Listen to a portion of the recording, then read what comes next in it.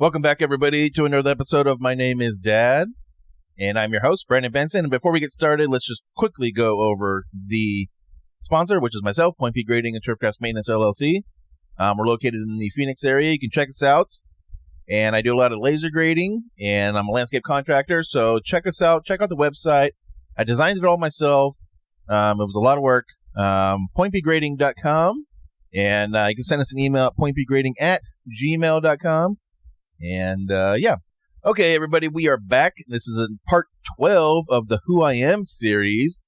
Don't forget that me and Mr. Birdie Benson are we're going to try to do a weekly football podcast where we make some picks, some betting picks, and we're going to talk about the big topics of college football and the NFL. This week or this next episode may come out before or after this one. I don't know. Will be week 1 of NFL and week 2 of college football. So look for that. And good news, big news, I'm expanding the availability of this podcast since we're kind of coming towards the end of the Who I Am series, and we're doing more of the football stuff, and I'm probably going to talk about some other topics and stuff like that after the Who Am I series. But I'm going to expand the podcast, so it's available on Apple Podcasts, Amazon Music, I believe iHeartRadio, and YouTube. You can also find this podcast on YouTube. There's no video, but you can go on there and listen to it. All right. I believe where we left off, it was probably around the year, let's see, Maverick was born 2013. So that would put, where me and Mrs. White, my ex-wife, we went to couples counseling probably, it was definitely probably 2014. But the funny thing that kind of happened was this is also the time when I changed jobs, that I switched from Goodyear, went to the city of Peoria, Arizona. So I was, so what happens is, Goodyear was still kind of coming out of the recession from 2008, 2009. So they were just starting to get out of it, but they had stopped promoting people, and they hadn't had raises in a couple years. So it was kind of a tough thing where I was entry level full time, and I had done all the requirements to get promoted. And it was once you get all your requirements, they bump you up, but they weren't doing that anymore because it was actually a pretty significant raise. It was $3 raise an hour, So they weren't doing this sort of, bump you up to get the raise, because they were still kind of, fighting the recession a little bit. Goodyear kind of fought the recession for a while because they had big plans. They just built this spring training complex and stuff, and they wanted to build all this stuff around it. But then the recession hit, so they just have this baseball stadium sitting out there in the middle of nowhere, pretty much. Now it's all kind of filled in and everything. But so what happens is I actually interviewed with the city of Peoria on my paternity leave when Maverick was born. So I went out there, and they have a big long interview process. And so I do that, and then I get called back a couple weeks later. I was already back at work, and get called back to do a second interview. So I went out there and actually went to, because Peoria was opening up a new community park, which had six softball fields, 4 soccer fields, a playground, all this open grass area space. It was a brand new park. So they were adding people to staff this new park. So I interviewed to be it was called a crew leader, but it's basically a foreman for that park. And I did my second interview. Everything seemed to went well. And then Peoria is really, really slow in their hiring process. I mean, painstakingly slow. It's when you think they've forgotten about you, that's when they give you a call again. And it was my boss was I got a call today about a job reference. They were just checking your references. Oh, okay. He's I think you got the job. I was well, I haven't heard anything, but I did 2 interviews and now they're checking job references. And then I was well, then I kind of forgot about they must have forgot about me. And then it was I get the call and they're oh yeah, this is so-and-so from HR Peoria. We want to offer you the job. When are you going to start? I was well, I don't know. I thought you guys forgot about me. But I ended up starting again right around Veterans Day weekend in November of 2013. maybe in between Veterans Day weekend and Thanksgiving. So it was definitely November 2013. So that's how I got hired in Peoria. And then during this time, I must have been in the spring of 2014.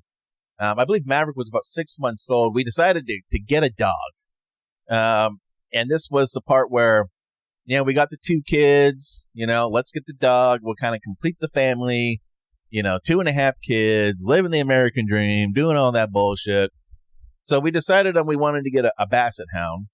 And we found this couple who lived in the West Valley, and they had, Basset Hound puppies for sale. And they're not like super, purebred or show dogs or nothing like that. It was just like, they had a couple Basset Hounds, they had some puppies, and they were selling them for like $50 or whatever, So we went over there and picked one out, and it was a girl. Miss White always insisted that the dogs have to be girls. So I don't know why, but we haven't necessarily had the best luck with girl dogs. As we'll explain, if you met our Basset Hound, her name is Macy. When she was a puppy, she was not the best dog. She was a wild one. She would chew everything. She got into the trash all the time. She would try to steal the kids' diapers and stuff. And she would just like run laps around the house. Just run laps. Run. Just constantly. And then, she had the Basset Hound bark. She destroyed so many of my hats and sunglasses.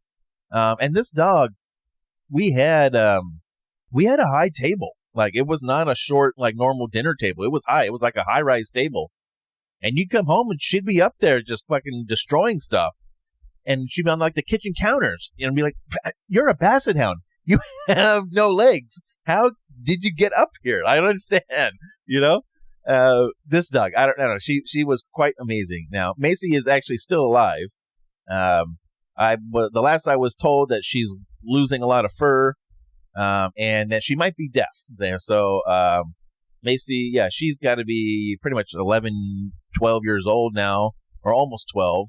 Yeah, she's getting up there in age, but she's still around. But that's how we ended up with Macy. And then we're still renting the house in Goodyear. But when I started at Peoria, would have been November 2013, and I decided pretty quickly. So me and Miss White were kind of talking about, like, it's kind of like, someone here's got to make some more money, and Miss White, she had, basically zero ambition or inspiration, whatever, to further her career. She was a teacher, and by golly, that's what she was going to do. She didn't want to be a principal. She didn't want to go back and get her master's to go in administration. She was a teacher, and that's it. So it became very apparent to me, very clear, that I was the one that needed to I just got a new job, but I'm like, I need to keep moving. I need to keep progressing my career, keep moving up, doing all these things. So we talked about it, and Miss White had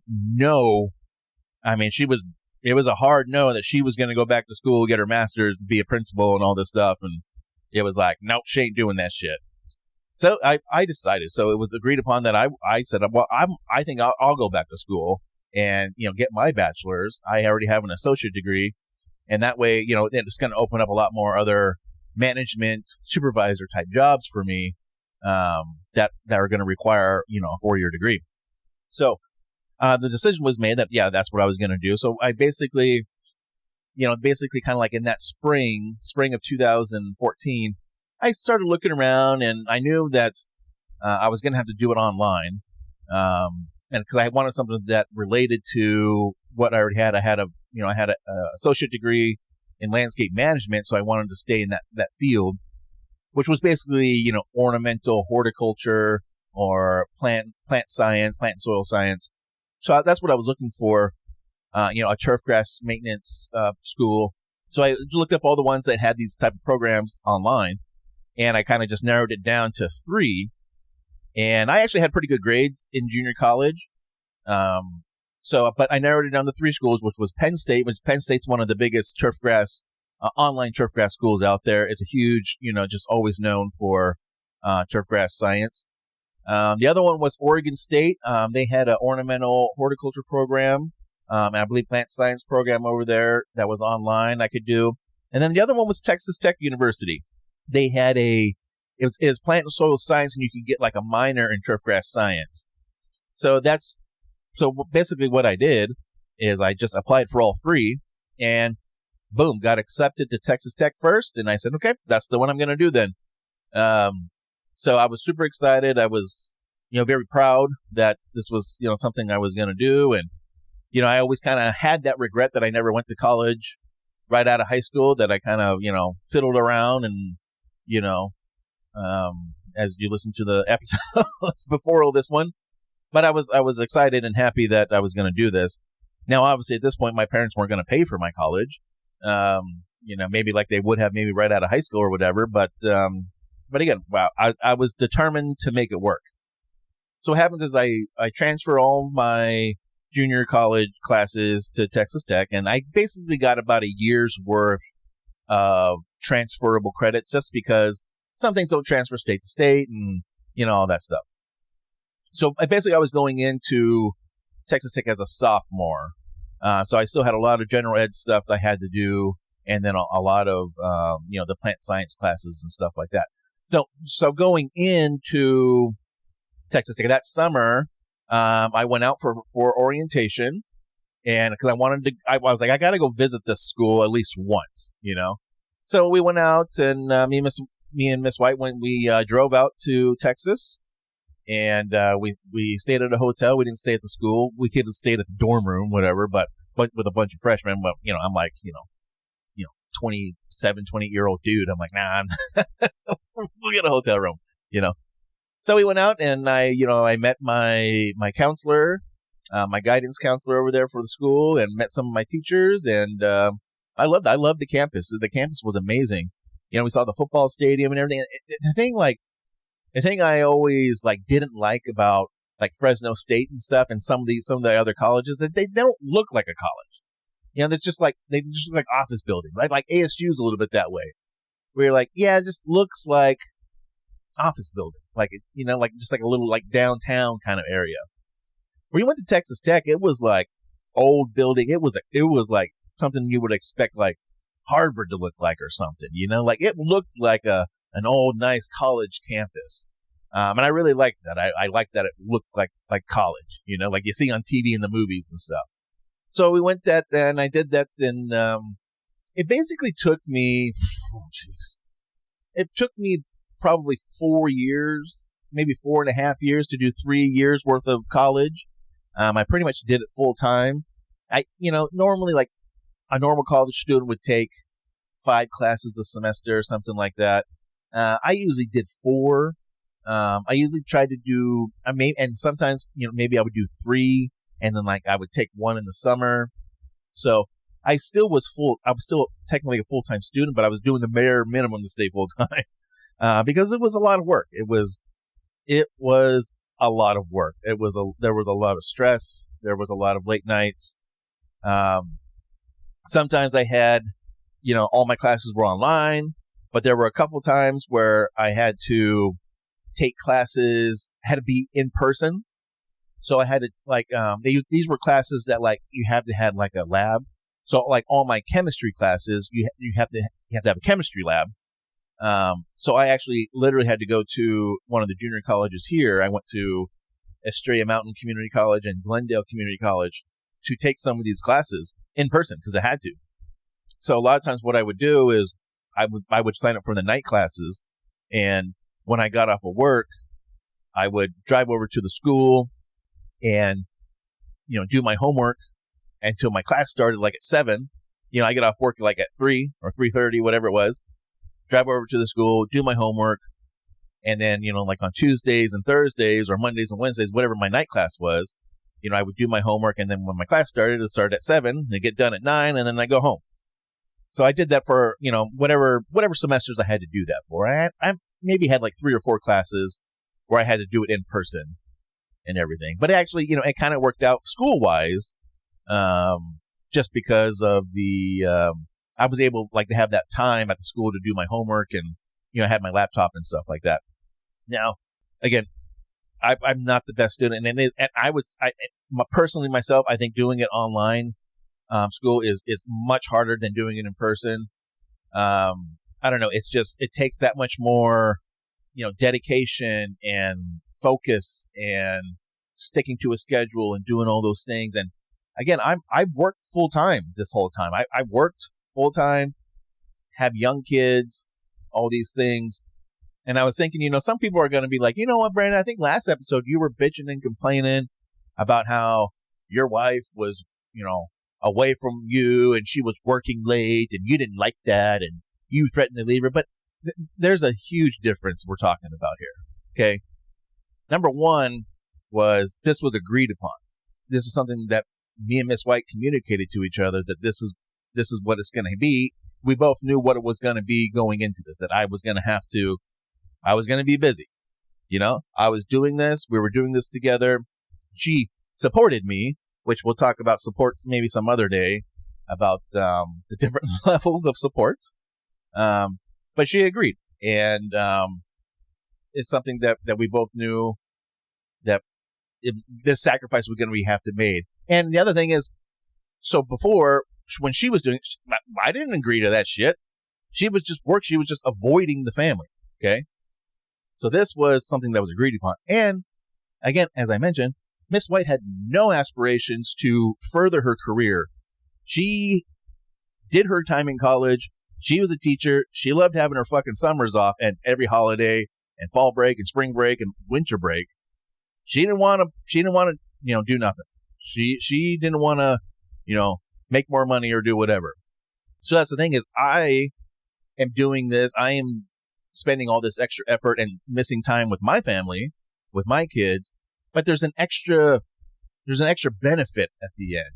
You see, there's an extra goal to be made. This is going to help the family. It's going to help my career. It's going to help make more money for the family. You know, there's going to be a reward at the end, you know, where what Miss White was doing was just, it didn't benefit me, didn't benefit the kids. All it benefited was her. You know, she spent all that extra time at work so what she could get 100% on her job review. Well, how does that help the kids or the family? It doesn't. Okay. It was all for her. Okay. And that's another thing. Miss White's probably the only person in her school district to get 100% on her job reviews because she demanded it. She would argue and fight with her supervisors that she needed to get a perfect 100% score on her job performance reviews every year. I guarantee she's probably the only one that's got that. Okay. How many job performances reviews have you done where you got, you know, 100%? Not even like, you know, on a scale from 1 to 4, you got 1 or 2 3s. Now she demanded all 4s. Okay. So again, that's what she was going for. But again, where does that benefit the family? So me going back to school and spending extra time, there's this sacrifice. It is for me. I was very proud and very happy that I did it. And I make more money. I learned a lot of stuff, but ultimately there was this reward that's going to benefit my entire family by doing this. And again, it was agreed upon. It was communicated. Okay.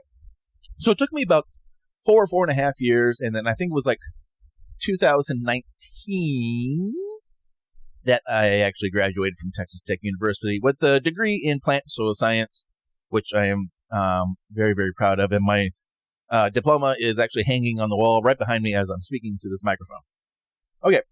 Now, again, working full time. When I'm at home, I'm still cooking all the meals. When I'm not going to school, still picking up all the kids.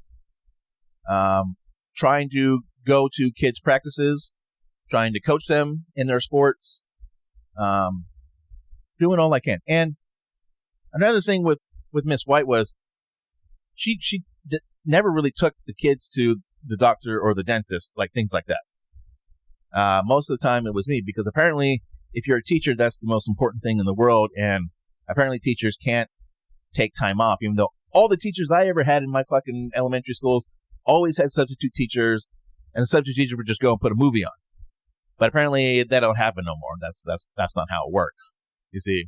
So, it would be like Miss White's like, oh, so-and-so or Brody and Maverick, they need to go see the dentist. We should take them to the dentist. How about tomorrow, Brandon, you call and make the appointments and then you go ahead and take them.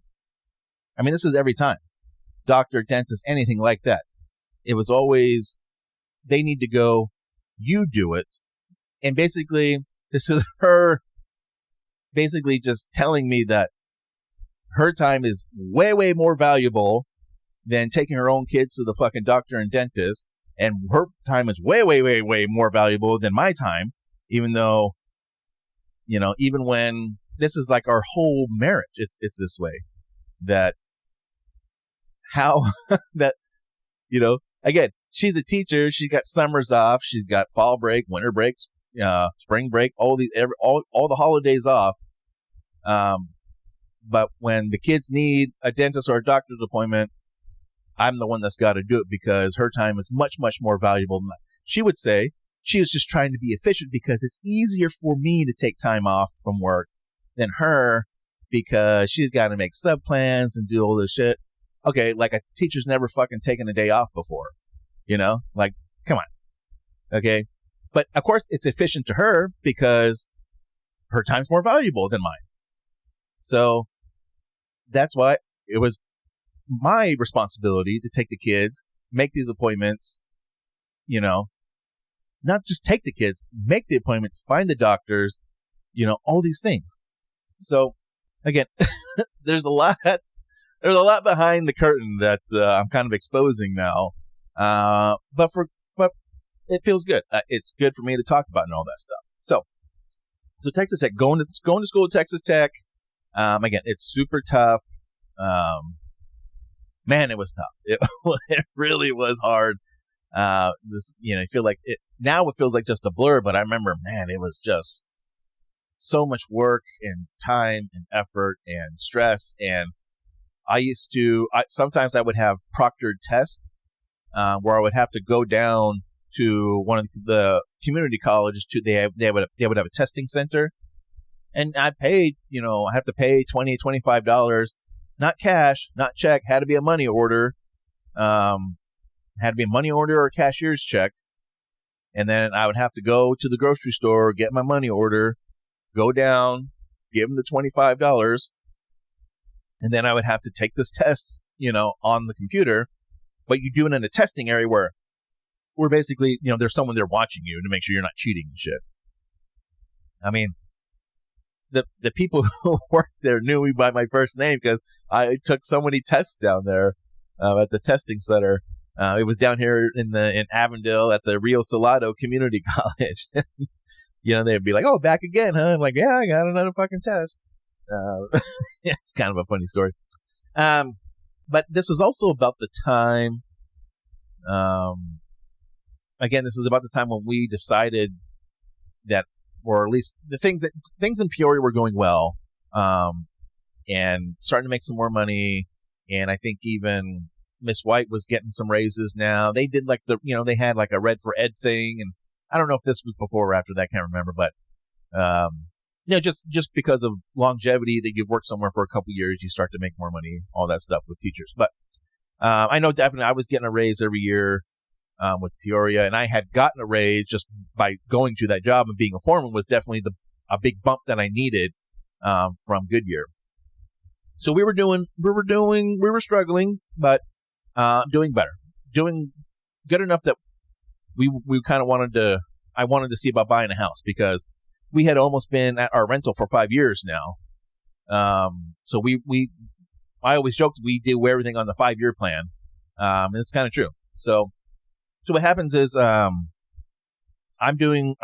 start, talking to, mortgage brokers and all these things. And I finally get approved. I get approved by somebody. And I think, man, I maybe got approved for like $145,000. Okay. But this is, when we first moved to Arizona, homes were like $70,000. That's how bad they were hurting here. the real estate market got bad from the recession of 2008, 2009. So things like, houses were cheap, but, that was by the time we got approved for a home, or I did, that, home prices were going up. And they were going up pretty quickly. So I got approved for like $145,000. So we had got a realtor who was actually the property manager of the rental that we lived at. And so we just called her and was like, hey, I got approved.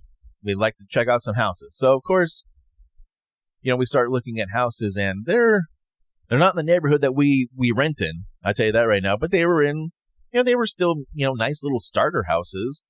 But we would definitely have to move out of Goodyear. That's for sure. We would still say West Valley, but they were not going to be some of the nicer neighborhoods. But they weren't, they weren't the ghetto. That's for damn sure. But the first day we were going to meet our realtor, Miss White, she wouldn't even consider looking at these houses in our price range. They were not good enough for her. She refused. She would not even consider these buying one of these houses that we were approved for in our price range.